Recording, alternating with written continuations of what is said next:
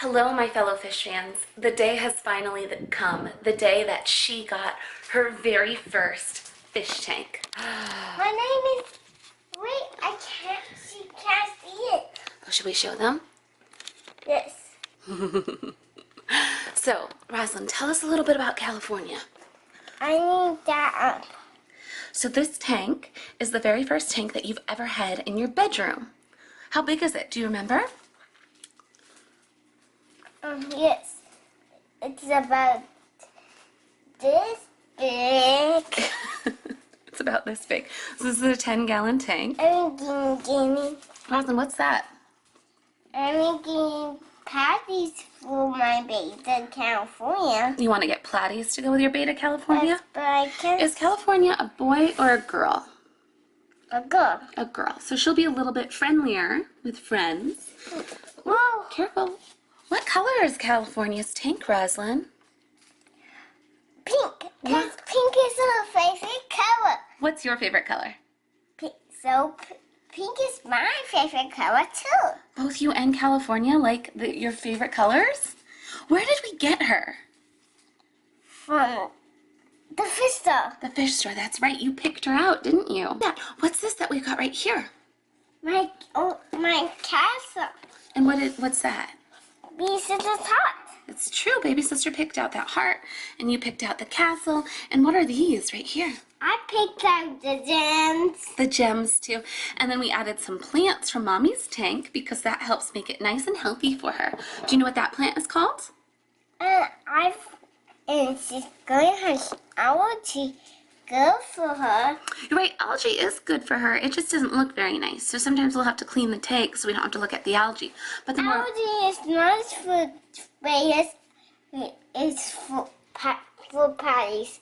These and fish. Even bettas. it's true, bettas and platies like algae. I was cleaning my dad's tank last night and trying to get the algae out. So if you have friends, they will be, the algae will be good for them. Well, he doesn't have algae in the tank yet. No, that's why she has all the plants. The plants will do everything that algae will do. There's a little bit of something growing on the wood there though, huh? She's so happy. She's so happy? Why do you think she's happy? Because, she's hungry because she's happy. She's happy because she's hungry.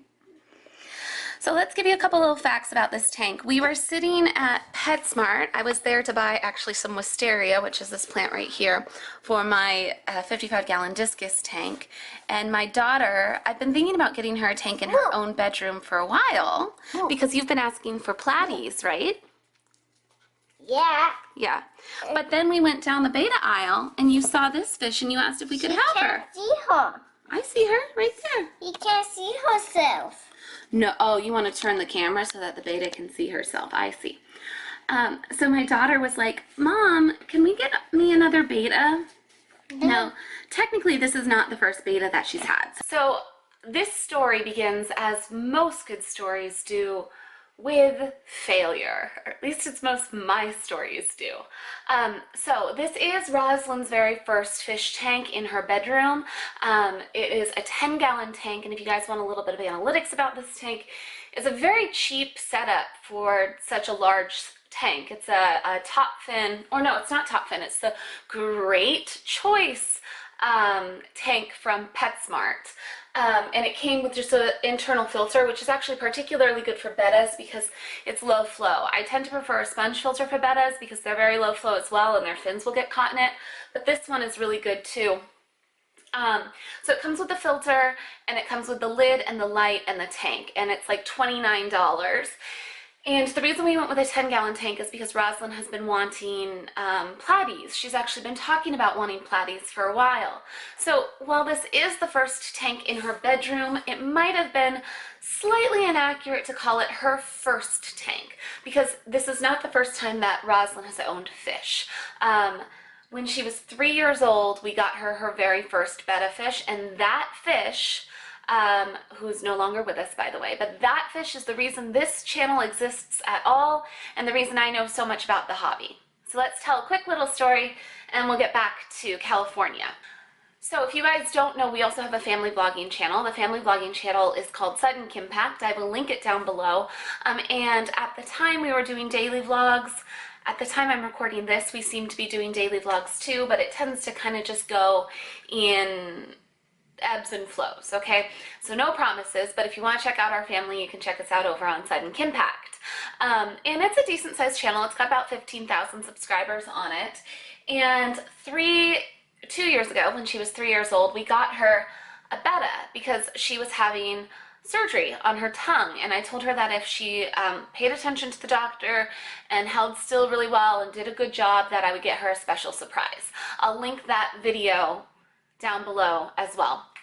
But I told her I'd get her a special surprise, and she did great. And so I did what I knew to do, which was to go out and buy a 1-gallon tank for betta. Now I did better than a lot of people. It was a 1 gallon with a filter and a lid and a light. It was 1 gallon, so it was a bit more than, you know, others. But I grew up in the 90s, and back then that's what we did with bettas. Since then I've posted a video all about betta care, which I will also link down below. As time has gone on, I've discovered there's more nuance to fish keeping than I think the internet would have you believe. But the internet, being the internet, responded in the comment section by being like, you can't have a betta in a 1 gallon tank. Go Google this. And that's when I started the whole Google journey of betta care and then learning about the nitrogen cycle. So that 1 gallon tank led to a 10 gallon tank and led to a 5.5 gallon tank and a 3.5 gallon tank and a 20 gallon long and a 55 gallon goldfish tank and a 29 gallon saltwater tank and 2 saltwater quarantine tanks. And it did the multiple tank syndrome thing that I'm sure many of you guys have experienced. And that was a couple years ago. It has since then resulted in, I've downsized a little bit and I've kind of dispersed some of the tanks out, so they're not all in my house, they're in other people's homes, and I take care of my dad's 65 gallon angelfish tank and my mom's 55 gallon saltwater tank, and then Ken, my husband, has a 5.5 gallon nano tank in his classroom because he's a teacher. But back then, when we first got the betta, we upgraded to a 10 gallon tank, and the internet was like, you can have tankmates. So we had platies back then. Now those platies lived through everything. I have since rehomed the platies because the water that we have here in this house is not good for live bearers. It's very, very soft water, which isn't what platies would like. But for weeks, Rosalind has been saying, I want some more platies. Well, can we get some more platies? And I've just been kind of like thinking on it and thinking on it and thinking on it. And I thought, you know, if we got a 10 gallon tank, we could just use water from my parents' house, which is really hard, and we could get her some platies.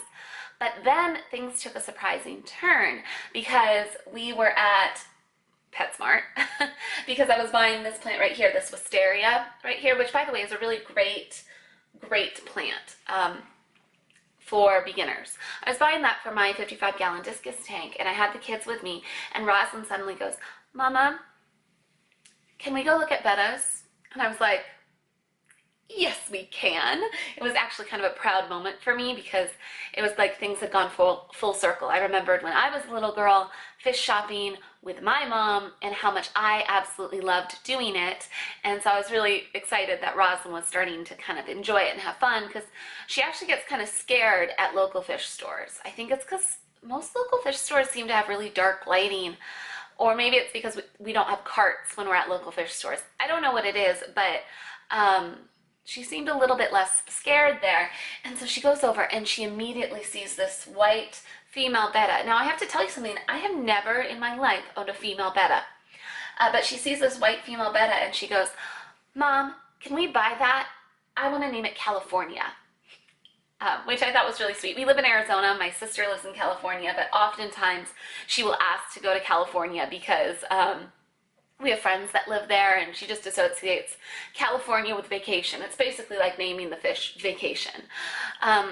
So she goes, can we get that? And I'll name it California. And most of the time it would be like, no. But this was my proud mom moment where I was like, my kid wants a fish and I can get her one. So I said, yes, honey, we absolutely can get that betta and name her California.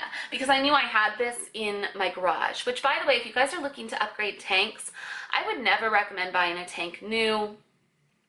People get rid of tanks all of the time. I can't remember the last time I paid for a tank new, and most of my tanks I've gotten for free. So I would highly recommend hunting Craigslist and Facebook Marketplace if you're looking for cheap tanks.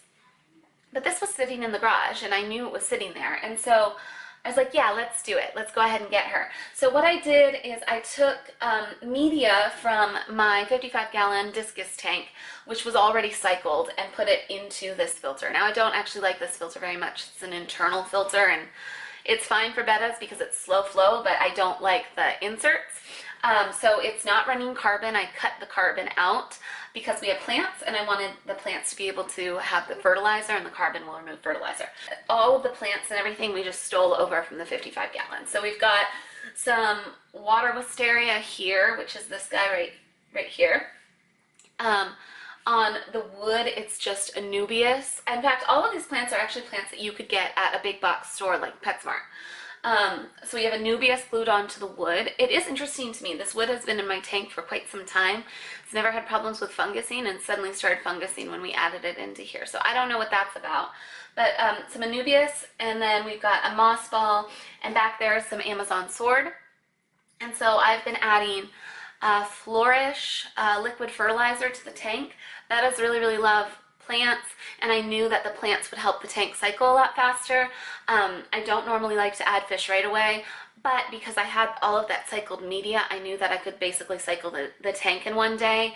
And not only that, I don't like fish in cycles. I don't recommend it. I tend to think that if you're gonna do a fish in cycle, which I don't advocate for, I really don't recommend doing fish in cycles. There's so many ways to do fishless cycles now, including what I did. There is some bacteria in a bottle that is effective. I haven't found one for freshwater, but I have for saltwater, weirdly. If you're gonna do a fish in cycle, a betta is probably the best fish to do a fish in cycle with. And if you guys don't know what I'm talking about when I'm talking about the cycle, I have a video called Stop Killing Your Fish, and it's all about the nitrogen cycle and how it works. It's Fish Keeping 101, and if you don't know that, you're gonna struggle. I think it's the most important thing that you could possibly know. But bettas in the store are in massive amounts of ammonia because they're just kept in those little cups with no filtration. So even though she's going, there actually isn't a cycle going on in here because I've been testing it, and there's no ammonia. It went straight to nitrate because I did the cycled media. But even though she would be in ammonia here if we hadn't done that, it still is significantly less ammonia than it would be in the cup. And you can do it with lots of water changes and prime and all of that. You can do it with a betta. It's less of a panic thing. I don't recommend it. I'm not advocating for it, but I knew we had the cycled media at home, so it was cycled. Another quick thing that I should note is that it does need a heater for most people. We live in Arizona, and our home is 80 degrees 100% of the time. In fact, if you go over to the Sudden Kimpact channel, you'll see that we baked cookies in the car last year. So even my saltwater tanks, I don't put heaters in. The only tank that I have a heater in is my discus tank, and that's because it needs to be 84 degrees. So anyways, we picked out the betta, and then we picked out some of this rock. It's really cheap rock. Not my thing, not my favorite. Because it's just like a basic substrate, I did add root tabs underneath the plants, but those were things I already had. And then she picked out this little pink castle, and my 2-year-old, the fish killer. If you guys didn't see my last video, I will link it down below, but my 2-year-old picked this one out. I really felt like Roslyn was old enough now that she's 5 that she can manage having a tank in her room, and she is so good about it. She's so good about it. So after it's been in here for a while, we'll probably add some platies because that's something that she's been asking about. A 10-gallon, we could do some tankmates in, so maybe some pygmy cories or maybe some platies. Personally, my favorite tankmate for a betta, especially since it's a female, it's pretty good chances it'll work. My favorite tankmate for bettas are Harlequin rasporas, but Rosalind's been asking for platies, so I think that's what we're going to do in here. What are you doing in my room? Oh, I'm explaining to the fish people all about California.